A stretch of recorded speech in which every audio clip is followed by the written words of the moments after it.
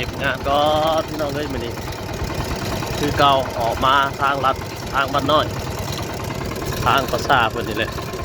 ทางลัดมาเลยประสาบ้านน้อยเกณฑ์ทางเปะทางเลย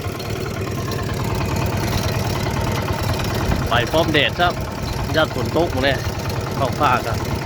มีทั้งโงนเมฆหนาปึ๊บเลยเหมือนนี่แต่ตอนเช้าพุ่นอากาศสิหนาวเย็นๆตกมาตอนบ่ายบัดทอดอากาศค่อนข้างดูนิ่งเนาะคนจะหมดสบายลุงไงก็หมดสบาย2-3 มื้อมาเก็บงานตอนมาเนี่ยมาทางลัดทางบ้านโคกสบายที่เราถ้าบ้านเพิ่นจะไปได้ทางเดียวขับรถมากก็ไม่ดีกันเท่าไหร่นะหรือบอกซะจบซะเลยแค่ทอดเลยทอดเรียนงานแล้วนะโอเคเนาะพี่น้องเนาะไปจากได้เด้อบัดนี้โตติดเนาะว่างแล้วช่วงนี้นะ